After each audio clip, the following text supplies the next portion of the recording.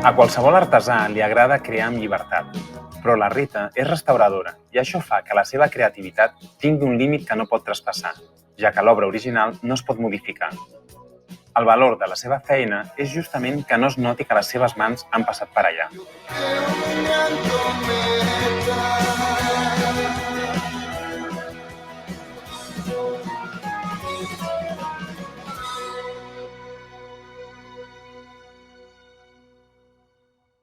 Rita, aleshores, clar, això és una feina superpoc comuna, no? Perquè jo és veritat que no conec a quasi ningú que faci això. Sí, és una feina molt poc coneguda. Jo sempre que dic que soc restauradora, la gent es pensa que treballo en un restaurant. Ostres, clar, és que al final, no? Suposo que no estem habituats, no, a agafar com obra gràfica, no, i veure que es pot restaurar. Jo crec que la gent es pensa sempre que està tot com perfecte.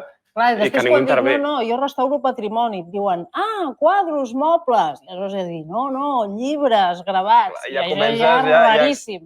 Entenc que, clar, és un treball amb molta pressió, no? Perquè, clar, restaurar patrimoni, ostres, és complicat, entenc. Sí, té molta pressió perquè hi ha documents que són únics i irreemplaçables. Aleshores, no et pots equivocar. Vull dir, ha de quedar millor que estava. Clar, perquè a sobre entenc que no es pot veure molt la teva mà, diguem, no? Exacte. Perquè estava pensant en obres que he vist que potser ha restaurat algú i dius, ostres, està pitjor que estava. Clar. Clar. Quan millor està feta la meva feina és quan no es veu. Tu veus la peça i dius, doncs això és un document antic, però no veus la mà del restaurador. Clar, perquè entenc que t'arriben obres, no?, de tot tipus. Sí, m'arriben obres superantigues de 1300 o obres contemporànies, no?, gravats de Miró, de Tàpies o, bueno, fets fa 2 dies. La restauració sí que té un punt que moltes vegades has de decidir i ningú et diu, doncs fes-ho així o fes-ho aixà. Has de fer alguna cosa i ho has de fer molt bé i només tens una oportunitat i no et pots equivocar. Quina és la peça així com més icònica o algunes de les peces com més icòniques que hagis restaurat? Vaig restaurar una sèrie completa dels desastres de la guerra de Goya, que era una primera edició i això era, jo estava superemocionada. Sí, no? Però clar, deu ser una pressió, perquè clar, deus pensar, ostres, com la lio, com... O sigui, és que em sembla com tot tan delicat i em dona... O sigui, jo, per exemple, veient aquest document ja dic, ostres, que això ho toques i és com que es trenca, no? Sí, bueno, clar, hi ha molta pressió i al mateix temps, doncs, és com màgic, no? Perquè jo estic veient allò que t'imagines el mateix senyor Goya que ho ha fet o... És com molt emocionant. I ara en què estàs? Doncs mira, ara precisament estic restaurant un aiguafort de Tàpies. Things haven't been quite the same. There's a haze on the horizon, babe. It's only been a couple of days and I miss you. Yeah.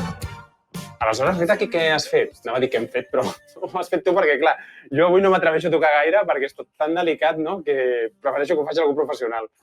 Què has fet?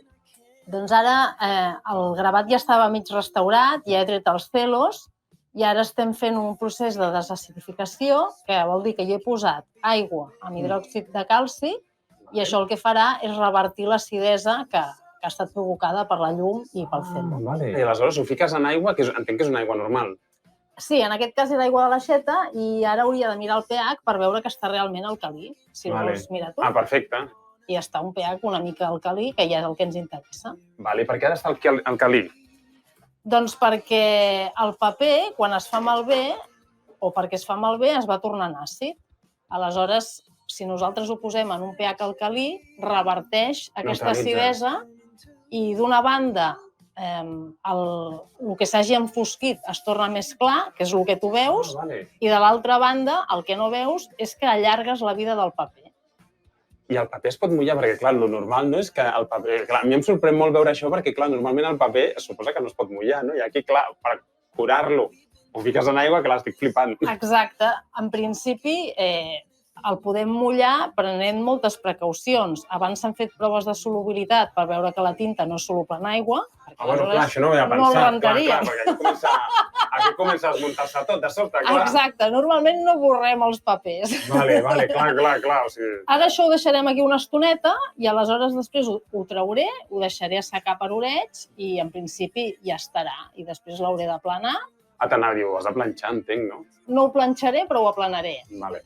No ho planxaré perquè es faria malbé. Clar, perquè entenc que normalment, si no, el paper queda com arrugat, no? Si no la planes ja està mullat. Quan el deixi secar per orets, clar, quedarà com mig ondulat i aleshores la planaré aplicant una miqueta de res d'humitat perquè quedi com si acabés de sortir del torco. Can't get you off my mind.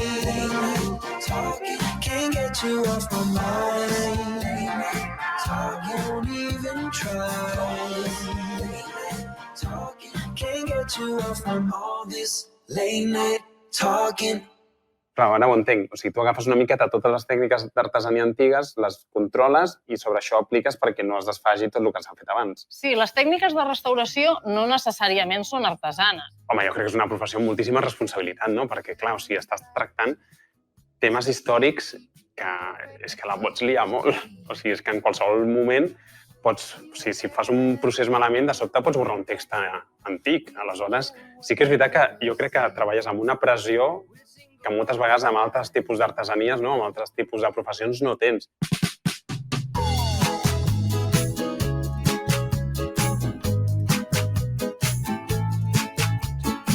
Quines són les tècniques bàsiques de restauració? Bueno, la restauració és com molt complexa perquè intervenen moltes tècniques. En el cas d'aquest llibre, que és d'una banda de pergamí i de l'altra de paper, desmuntaria tot, documento, les parts que he tret les guardo i com que el fil no el podria tornar a posar perquè se m'haurà trencat, doncs em posaré un altre que sigui de les mateixes característiques i amb la documentació tornaré el fil original. Aleshores aquí rentaré tots els fulls, aplanaré el pergamí i ho tornaré a muntar tot. Quan trigues més o menys, per exemple, en fer la restauració d'aquest document? Aquest potser ha estat 3 o 4 dies. Déu-n'hi-do, Sí, vull dir, aquest és molt senzill perquè... Però, per exemple... Ja amb això, perquè clar, aquest el veig fet caldo. Amb aquest potser estaré... Si estigués només fent aquest llibre, doncs 3 setmanes o més o menys. I després el pergamí, que l'he de tenir en la premsa, el pergamí estarà només en la premsa durant 2 mesos, que jo no faré res. El pergamí estarà 2 mesos a la premsa? Sí, perquè si no, com que fa tant de temps que ha estat així d'arrugat, és com que hereda, o sigui, té una inèrcia de quedar-se arrugat i si no el tenim en premsa molt de temps, a la que jo el tallés de la premsa, clar, tornaria a ondular-se una miqueta. Clar, i en tot aquest procés, tu tens alguna limitació? Perquè entenc que tens uns límits, és a dir, no pots fer el que vulguis, no?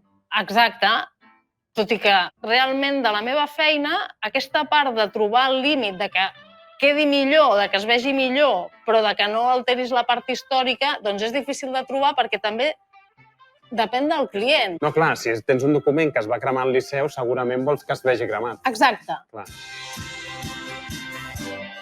Té un punt, per mi, d'orgull i de satisfacció molt gran, no? Quan tu estàs restaurant un objecte que té un valor artístic molt gran, soc jo que ho estic tocant, no? I gràcies a mi, després allò doncs, està en bon estat i fa molta il·lusió.